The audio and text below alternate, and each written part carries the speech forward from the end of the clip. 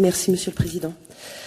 Monsieur le Président, chers collègues, je vais intervenir donc sur le programme 313. J'ai soulevé un point précis.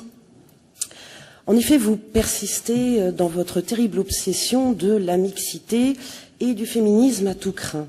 D'ailleurs, désormais, on ne parle plus d'égalité homme-femme, mais d'égalité femme-homme. Ça confine au ridicule. Alors, à force de trop en faire, les hommes vont finir par être relégués dans la catégorie inférieure du supplétif.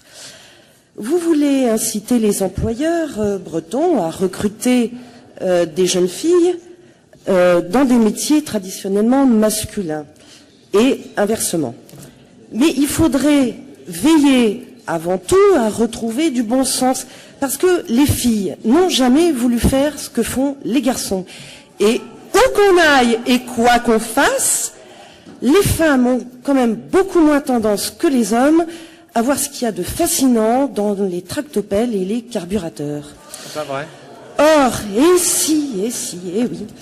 Or ici se faufile le concept de genre qui tente désespérément de se substituer aux différences sexuelles fondées sur la biologie, ne vous en déplaise. La déconstruction des stéréotypes sexués a vécu, elle est devenue ringarde, elle a un siècle de retard. Alors aujourd'hui, une femme, elle peut être astronaute si elle le désire, ou agricultrice, elle est libre. Ce militantisme incitatif ne sert à rien. Hommes et femmes ne sont pas égaux, nous sommes différents, et tant mieux.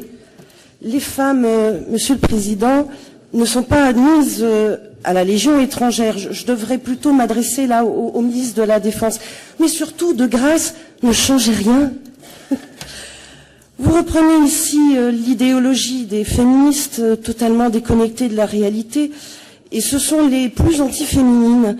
Elles ne défendent en rien la cause des femmes. Les femmes sont cantonnées dans des lois de parité absolue, dans des quotas, alors que pour faire avancer leurs droits, vos combats devraient se situer dans d'autres lieux, dans quelques-unes de nos banlieues par exemple. Au fond, vous faites preuve de sexisme. En gommant les différences, vous voulez gommer la femme. Et là aussi, à trop vouloir en faire, vous tombez dans l'excès et vous lui imposez une pression continuelle. Alors passez à autre chose. Laissez les femmes et les hommes décider, faire leur propre choix d'avenir et de carrière, et les entreprises décider en toute liberté. Monsieur